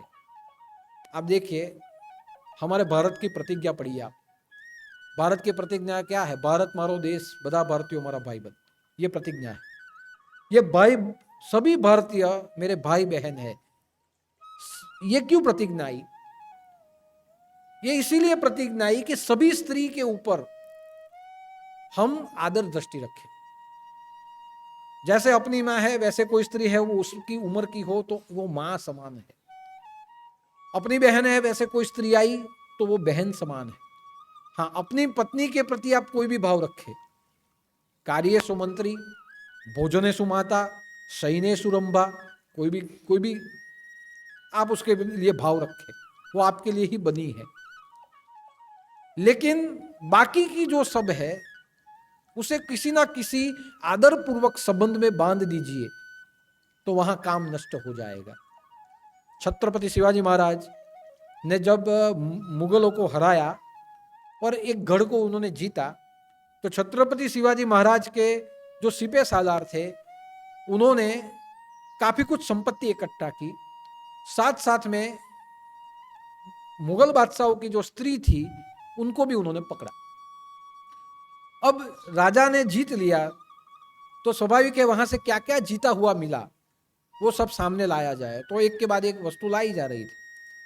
वो सिपाहियों ने सोचा ये मुसलमान बादशाह की स्त्री है, दिखने में सुंदर है, महाराज के पास लेके जाएंगे तो महाराज खुश हो जाएंगे और हमें ज्यादा दान देंगे और इन्हें भी रख लेंगे. और क्या जीता है? तो वहां बुरखे में स्त्रियों को लाया गया कि महाराज बहुत कुछ जीता है और आज तो हमने उनके जैसे उनकी स्त्रियों को भी जीता है. ये हम आपको दे रहे हैं और वो खुश होने लगे। छत्रपति शिवाजी महाराज ने कहा कि जो दोनों स्त्री है, ये दोनों स्त्री का मैं मुंह नहीं देखना चाहता, क्योंकि ये मेरी माता समान है। जैसे इन्हें लाया गया है वैसे ही इन्हें वहां जाके रख दिया जाए, क्योंकि ये दोनों स्त्री है, उसमें मैं मेरी मां को देखता हूं। जैसे मेरी मां है वैसे ये किसी और की मां है। जैसे उसे लाया गया है वैसे नहीं, सम्मान के साथ उन्हें दरबार में पहुंचा दिया जाए और उनको पतियों को सौंप दिया जाए। ये देखिए संयम, छत्रपति शिवाजी महाराज का संयम। इसे कहते हैं मनोनिग्रह, इंद्रिय निग्रह। मुगल बादशाह जो थे वो हिंदुओं की स्त्रियों का अपहरण करते थे, उसे ले जाते थे, उसके ऊपर बलात्कार करते थे, उससे निगाह करते थे और अपने साथ रखते थे। यह उनकी विकृति थी। लेकिन हमारे धर्म के जो राजा हुए छत्रपति शिवाजी महाराज, जो स्त्री जीत के लाए थे उन्हें सम्मान के साथ माता है ऐसा कह के वापस भेज दिया गया। इसे कहते हैं संस्कार, इसे कहते हैं हमारी सनातन संस्कृति का संयम, कि दूसरों की जीती हुई स्त्री नहीं, ये मां ही है, उसे वापस भेज दिया जाए। ये गर्व लेने की बात है जो उनमें नहीं थी, जो हमारे संस्कार में थी। इसीलिए मां भगवती ने छत्रपति शिवाजी महाराज को भवानी दी थी कि मैं तुम्हें शस्त्र देती हूं, मुझे विश्वास है कि यही शस्त्र से स्वराज्य की स्थापना होगी, और इसीलिए मैं शस्त्र देती हूं कि तुझ में संयम भी है और तुझ में निग्रह भी है। आप सोचिए, ऐसे तो कितने राजा होंगे जिन्होंने जीती हुई स्त्री को वापस कर दिया। हमारी भारत भूमि को माता का दर्जा दिया जाता है, भारत मां, और जहां मां का सम्मान आए वहां हमारे मन में विकार नहीं आता, उसे भी मां का दर्जा दिया। तो कहने का तात्पर्य है कि जब आपके सामने उसे कोई संबंध में आप बांध दो तो वहां इंद्रिय का विकार नष्ट हो जाता है। और आज मैंने लिखा है कि जहां जीभ का संयम हो जाए और नियंत्रित रूप में आहार लिया जाए तहां वहां शरीर तंदुरुस्त बनता है, और जहां इंद्रिय के ऊपर संयम किया जाए वहां वीर्य हमारी बुद्धि को प्राप्त होता है, और वीर्य जहां बुद्धि को प्राप्त हो जाए वहां ओजस आता है, और ओजस से, तेज से आत्मबल प्राप्त होता है। ऐसे कहा जाता है कि ये जो वीर्य है, हम जो खाते हैं उसमें से जो बनता है, ये वीर्य है। ये वीर्य के दो रूप है। जो वीर्य निकलता है एक रूप देहिक, और वही देहिक रूप में एक रूप होता है आत्मरूप। जब वीर्य छूटता है, जो दिखता है हमें, वो देहिक रूप। लेकिन छूटा हुआ वीर्य जहां स्त्री बीज में जाके मिल जाए वहां आत्मरूप पैदा होता है। यानी वीर्य में दो रूप है। एक दिखने वाला जिसे देह बोला जाए, जिसे बीज कहा जाए, और बीज जहां स्त्री बीज में जाके मिल जाता है वहां वो बीज छूट जाता है, वहां आत्मा पैदा होती है। यानी वीर्य में शरीर भी है और वीर्य में आत्मा भी है। स्त्री बीज के साथ जो जुड़ जाता है वो आत्मा जुड़ता है, इसीलिए वहां व्यक्ति की उत्पत्ति होती है। और जो आत्मा नहीं जुड़ता वो शरीर के रूप में वहां पड़ा रह जाता है, उसका कभी जन्म नहीं होता। व्यक्ति के एक बूंद में लाखों कण निकलते हैं, लाखों आत्मा वहां से निकलते हैं। लेकिन स्त्री बीज तक पहुंचने की जो ये यात्रा है, वो यात्रा 2 घंटे तक चलती है। 2 घंटे तक बीज जीवित रहते हैं। जो सबसे बलवान है वो लड़ते हुए आगे जाता है, कोई एक ही पहुंचता है। लाखों बीज में से कोई एक वहां पहुंचता है और व्यक्ति के रूप में जन्म ले लेता है, और बाकी के जो है वो नष्ट हो जाते हैं, वो देह रूप में वहां पड़े रहते हैं। अब जो वीर्य पैदा होता है काम ऊर्जा के द्वारा वो उत्पन्न होता है, और काम ऊर्जा के द्वारा उत्पन्न होने वाला वीर्य उसे योग मार्ग के द्वारा उसे ऊपर की ओर ले जाया जाता है। जब हम संयम करें तो संयम से और ध्यान धारणा और मंत्र जाप से, योगिक क्रिया से अपने आप ये वीर्य ऊपर की ओर चला जाता है। ये वीर्य जाने के लिए कोई नली नहीं है, लेकिन उसमें जो ऊर्जा आत्म भाव आत्मा है, वो आत्म ऊर्जा ऊपर की ओर चली जाती है, बाकी तो नीचे ही रहता है। ये बनता है और समाप्त हो जाता है। लेकिन उसमें जो मैंने बोला ना, दो है, देह और आत्मा। जैसे बीज में बीज देह रूप, लेकिन वो ही बीज आप जमीन में गाड़ दो तो उसमें से वृक्ष पैदा हो जाता है, ये ऊर्जा रूप। जो ऊर्जा है वो ऊपर चली जाएगी, और ऊर्जा जैसे जैसे 7 चक्रों के द्वारा ऊर्ध्वगामी हो जाएगी, वो ऊर्ध्वगामी ऊर्जा हमारे सहस्त्राल चक्र में आके जुड़ेगी, और सहस्त्राल चक्र में आके जब वो जुड़ेगी तब वही ऊर्जा ओजस का रूप लेगी, और वही ओजस तेज के रूप में बुद्धि की ओर जाएगा, और वही बुद्धि हमारा आत्मबल बन जाती है। और सन्यासी उसे नियंत्रित करता है और आत्मबल बनता है, तो पूरे विश्व का वो कल्याण अपने आत्मबल से करता है। उसके लिए सब माँ है, सब बहन। उसके अंदर की शक्ति पूरे ब्रह्मांड का निर्णय कर सकती है। लेकिन हमारे अंदर का जो वीर्य है वो स्खलित होता है। हमारा वीर्य पृथ्वी में चला जाता है, पृथ्वी उसे खींच लेती है, और योगी जो होता है उसे समाधि की ओर ले जाता है। या तो संभोग में नष्ट हो जाता है, या तो वो समाधि में चला जाता है। योगी इसीलिए समाधि करते हैं कि वीर्य को ऊर्ध्वगामी किया जाए, और वही वीर्य जब आत्मबल बनता है, ओजस बनता है, तो वो पुरुष पूरे ब्रह्मांड के लिए अपना निर्णय स्थापित कर सकता है।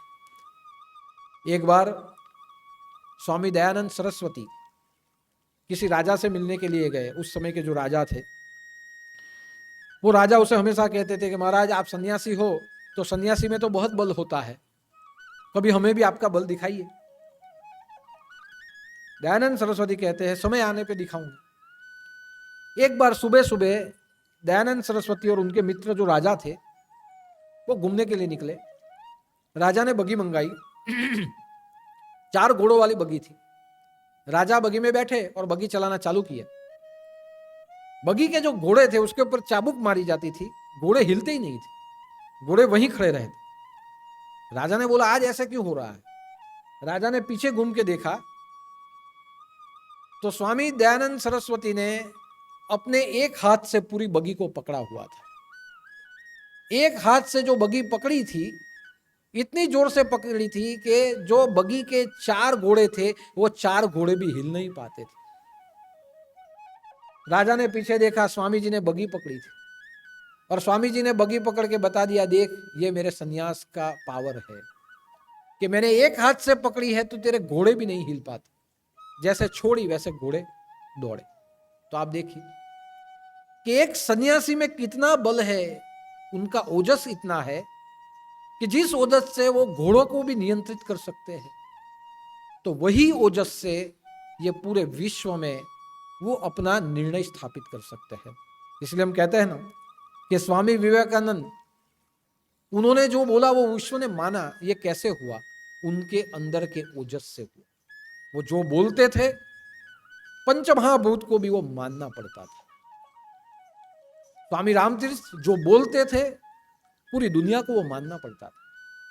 गोरखनाथ जो बोलते थे पूरी दुनिया को मानना पड़ता था।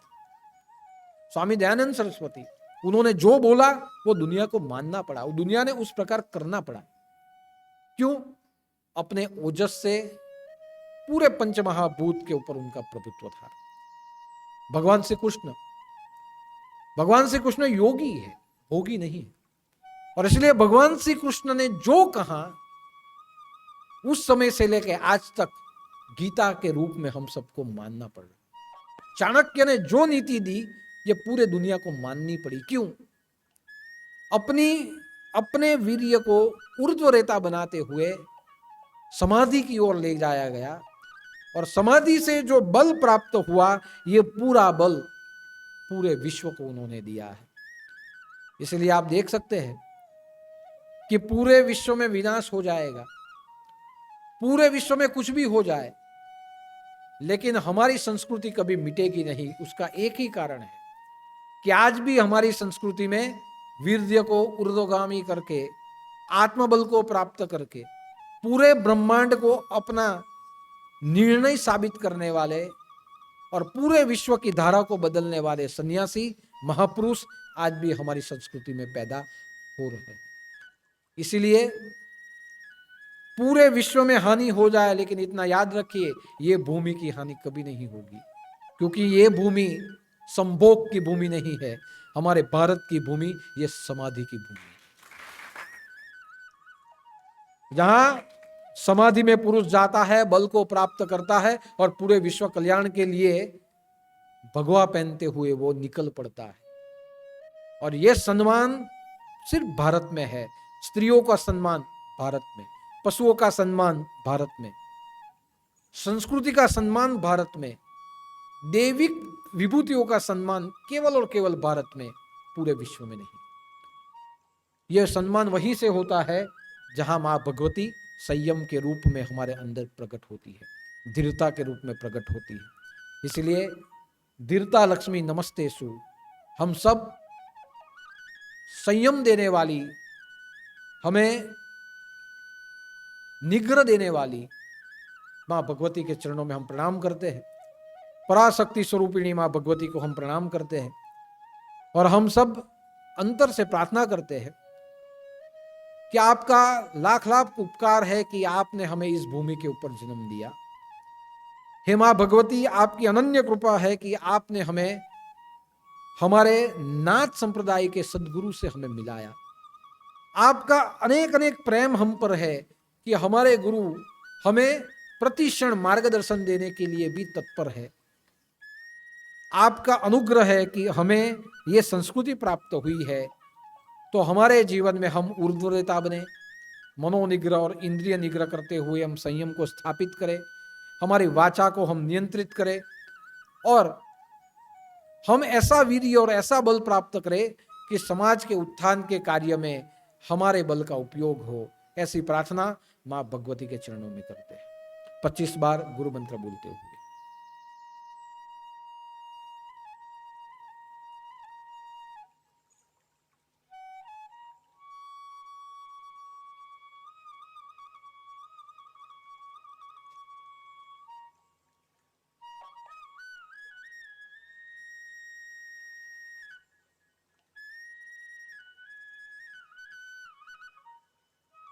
गोरक्ष झालंधर चरपटाश्च अड़बंग कानीफ मच्छेन्द्राज्य चौरंगी रेवाणक भर्तुहरि सज्ञा भूम्यांब वर्णनाथ सिद्ध।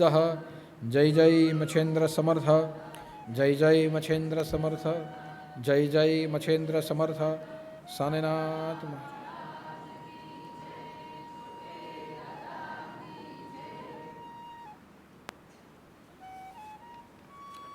હવે ચૈત્ર નવરાત્રિની શરૂઆત થાય છે 2 તારીખ શનિવાર અને પૂર્ણાહુતિ રામનવમીના દિવસે છે 10 તારીખે। ચૈત્ર નવરાત્રિનું અનુષ્ઠાન બધાને મળી ગયો છે। પહેલાં ગુરુમંત્રની માળા કરવાની, પછી મંત્ર બોલવાનો, હું બોલું તમે બોલો। ઓમ શ્રી કાલ ભૈરવ काल भैरव સ્વરૂપિણ્યેય स्वरूपिणीय નમઃ। नमः। આ મંત્રની 5, 7, 9, 11 જે માળા કરવી હોય તે કરવાની। ત્યાર પછી એક શ્લોક છે, હું બોલું તમે બોલજો। ઓમ ओम કાલી કાલી काली काली महाकाली के महाकाली परमेश्वरी परमेश्वरी सर्वानंद करी देवी सर्वानंद करी देवी नारायणी नमोस्तुते। नारायणी नमोस्तुते। આ શ્લોકને 21 વાર બોલવાનો અને અંતે પાછી ગુરુ મંત્રની માળા કરવાની। આ રીતે તમે કરો એટલે અડધો કલાકનું તમારું અનુષ્ઠાન થાય એ પૂરું થશે। 9 દિવસ સુધી કરવાનું અને છેલ્લો દિવસ રામનવમીનો છે 10 તારીખ। એ રામનવમીના દિવસે અહીંયા આવવાનું, અહીંયા માતાજીને પગે લાગવાનું, પ્રસંગ ઉજવવાનો, મહાપ્રસાદ લેવાનો અને તમારું અનુષ્ઠાન પૂરું કરવાનું। 7 તારીખનો ગુરુવાર હવે પછીનો એ નવરાત્રિનો ગુરુવાર છે। સવારનો ગુરુવાર રહેશે, અહીંયા પૂજન, પ્રવચન, ગરબા બધું થાય, પછી પ્રસાદ લેવાનો અને એ પ્રમાણે મહાભંડારો નવરાત્રિનો 7 તારીખે અને પૂર્ણાહુતિ રામનવમી। અને રામનવમીનો ઉત્સવ દર વખતે આપણે ઉજવીએ છીએ તેમ ધામધૂમથી જ ઉજવશું। જે પણ આવવું હોય તે બધા આવી શકે। સવારના અહીંયા ઉત્સવ ઉજવાશે અને રામજન્મ થશે। તો દરેક જણાએ આ ફોર્મેટને ધ્યાનમાં રાખવાની અને અનુષ્ઠાન થાય તો બધાએ કરવાનું। કે આ અનુષ્ઠાન કરીને આપણી સંસ્કૃતિ તરફ આપણો પરિવાર આપણી સંસ્કૃતિ તરફ આગળ વધે, આપણા ધર્મ તરફ આગળ વધે, એવી આપણા પરિવારના સદસ્યોને બુદ્ધિ થાય એટલા માટે કરવાનું. કારણ કે તમે તો આવો જ છો, પણ જો તમારા પરિવારનું કલ્યાણ કરવું હશે તો તમારી પેઢીને પણ તમારે ગુરુ દરબારમાં જોડવી પડશે. તમે એમ વિચારશો કે અમે આવ્યા કરીએ તો ચાલે, એ લોકો નહીં આવશે તો વાંધો નહીં આવશે તો ફરક કંઈ નહીં પડશે, નુકસાન ભવિષ્યમાં થશે.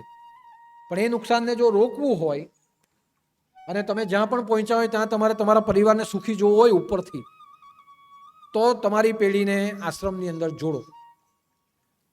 તમે જોતા હશો કે હમણાંનો જે યુગ છે એ ધર્મયુગ ચાલુ છે, કે દરેક ધર્મ, દરેક સંપ્રદાય, દરેક જગ્યા ઉપર સનાતન ધર્મનો પ્રચાર અને પ્રસાર એ મહત્વપૂર્ણ થાય છે. અને આપણે પણ વાર તહેવાર પ્રસંગે એવો પ્રચાર અને પ્રસાર આપણે કર્યા જ કરીએ છીએ. તો તમારી પેઢીને જો તમારે ઉપરથી બેહીને જો સુખી જોવી હોય સ્વર્ગમાંથી, તમને મોક્ષ પાક્કો જ છે, લખી રાખો, કોઈ વાંધો નહીં આવે. હા, પણ તમારા પોયરાઓને મળે કે કેમ એની ગેરંટી મેં નહીં આપું. તમારા છોકરાઓને જો મોક્ષ મળતો જોવો હોય, તમારા છોકરાઓનું ભલું થતા તમારે ઉપરથી જો જોવું હોય, તો પછી તમારે તમારી પેઢીને અહીંયા સુધી જોડવી પડશે. જોડશો તો સુરક્ષિત, નહીં જોડશો તો તકલીફ. કાશ્મીર ફાઇલ્સ આપણે પિક્ચર જોયું ને, એમાં તમને ખબર પડી કે એક સમુદાય કેટલો આક્રોશ કરે એક સમુદાય ઉપર, અને રાતોરાત બધાને ભગાડીને કાઢી મૂકી. કે બહારથી કોઈ નહીં આવ્યા હતા, સ્થાનિક લોકોએ જે કામ કર્યું હતું. હવે જ્યારે એક સાથે આપણે અવાજ જો નહીં ઉઠાવીએ તો આ પાછું અધર્મનું જ યાદ થશે. આપણે જો આપણી સંસ્કૃતિને જાળવવી હોય, આપણા ધર્મને અડીખમ રાખવો હોય અને આખા વિશ્વની અંદર માનવ ધર્મની શાંતિ જો ફેલાવી હોય, તો હું ખુલ્લમ ખુલ્લું કહું છું, પ્રત્યેક હિન્દુએ જાગૃત થવું પડશે. આ પહેલી વાર મેં હિન્દુ શબ્દ આજે બોલું છું, પણ પ્રત્યેક હિન્દુએ જાગૃત થવું પડશે. જે ધર્મ સંપ્રદાયોમાં માનતા હોય તો ત્યાં જોડાવો, અને નહીં માનતા હોય તો જોડાઈ જાઓ. હું એટલું કહું છું.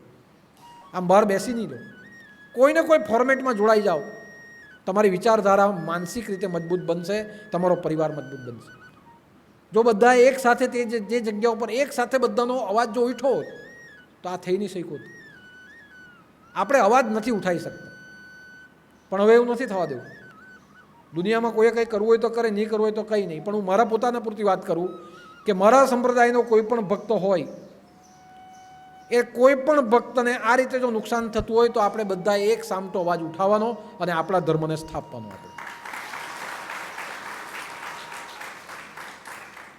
આપણા સંસ્કૃતિમાંની, આપણા ધર્મમાંની કોઈ બી સ્ત્રી, કોઈ બી લેડીઝ, કોઈ બી છોકરી બીજા ધર્મમાં જવી જોઈએ નહીં. તમે હિન્દુ છે તો હિન્દુ જોડે પરણાવો. તમારે ના ખ્રિશ્ચન જોડે પરણાવવાનું, નહીં મુસ્લિમ જોડે પરણાવવાનું. હિન્દુ છોકરી હિન્દુમાં જ જવી જોઈએ. પછી ભલે તમે જાતપાત ફેરવી કાઢો, બ્રાહ્મણની જગ્યા પર તમે શૂદ્રમાં આપો ને શૂદ્રની જગ્યાએ વૈશ્યમાં આપો, આ બધું છોડી દો. આપણે આ જ બધું જોઈએ છે. અમારા કદાચ નીચી જાતનો તેમાં તમને શરમ આવે અને પારકી જગ્યા આપવાનું હોય ત્યારે તમે આપી દો છો. આ બંધ થવું જોઈએ. આપણી છોકરી આપણામાં જ હિન્દુમાં જ જવી જોઈએ. પછી કોઈ બી કાસ્ટ હોય ચલાવી લો, કોઈ પ્રોબ્લેમ નથી, પણ આપણી છોકરી આપણામાં જવી જોઈએ. અને બીજાની આપણા તરફ આવતી હોય તો સન્માનથી રાખવાની, એને ના નથી પાછી. એમાં પાછી હું નાની પાડું કે કેમ લાવ્યા, પ્રેમથી લાવજો. પણ આપણી તે બાજુ જવી નહીં જોઈએ, કારણ કે જ્યાં પછી આપણું જળવાતું નથી. આપણે લોકો એટલા ઉદાર છે કે બીજાને અપનાવી લઈએ છીએ, પણ આપણું તે બાજુ જાય ને પછી આપણું બધું નાશ થઈ જાય છે. તે બાજુથી આ બાજુ આવે તો સ્વીકારજો, બરાબર, પણ આ બાજુથી તે બાજુ જાય તો નિગ્રહ, એનો વિરોધ કોઈએ ચલાવવું નહીં. એટલે બધા જાગૃત રહો, ધર્મમાં જોડાવો, અનુષ્ઠાન કરો, તમારી પેઢીને એક તરફ રાખો. અને એ કરવું જ પડશે. બીજા ધર્મવાળા કરે કે નહીં કરે, બીજા સંપ્રદાયવાળા કરે કે નહીં કરે, મને કોઈ જોડે લેવા દેવા નહીં મળે. મને મારા ભક્તો શું કરે છે એની જોડે 100% મને લેવા દેવા છે. માટે દરેક જણા જાગૃત રહે અને જેટલા પણ આશ્રમમાં કામ થાય છે એ કામમાં બધા જોડાયેલા રહેજો. જ્યારે જ્યારે જરૂર પડશે, આપણે આ રીતે પિક્ચર ભેગા થઈને જોયું છે, જ્યારે એવું જરૂર પડે તો ભેગા થઈને જે કરવાનું તે પણ કરશું. પછી પણ બધાનું ધ્યાન ફક્ત પોતાના સનાતન ધર્મ તરફ રાખવાનું છે. તો આ રીતે દરેક જણા કરે. આજનો ભંડારો ભાણજીભાઈ કાલિયાભાઈ પટેલ, બહુ જૂના શિષ્ય, ઉંમરલાયક, ડુમલાવથી આવતા દાદા સમયથી, એમનો ભંડારો છે. મહાપ્રસાદમાં તુવર દાળની ખીચડી, મઠાવાળી છાશ, કાંદા બટાકાનું શાક, દાણાવાળી ચીકી, કોબીનું કચુંબર અને તળેલી પાપડી. તો આ મહાભંડારો છે, ખીચડીનો ભંડારો. અને સાથે સાથે એક લખવાનું ભૂલી ગયા, ઘી. જે પણ ભોજન કરે બધાને મારા તરફથી ઘી છે. અને ખીચડી ખાઓ એટલે ઘી લઈને જ ખાવાની, ઘી વગર ખાવાની નહીં, પ્રેમથી ઘી લઈને ખાજો. પણ આજનો ભંડારો આ પ્રીતિ ભોજનનો ભંડારો છે. તો ભણજીભાઈનો પરિવાર, એમની પેઢી દરબારમાં જોડાયેલી રહે, ભગવાનની કૃપા રહે, મા ભગવતી એમના જીવનને ભરપૂર કૃપા આપે એવી પ્રાર્થના કરું છું. तो आज के गुरुवार पर बस इतना ही. सभी भक्तों को मेरा जय उदूत, जय जय मच्छिंद्र समर्थ और आदेश.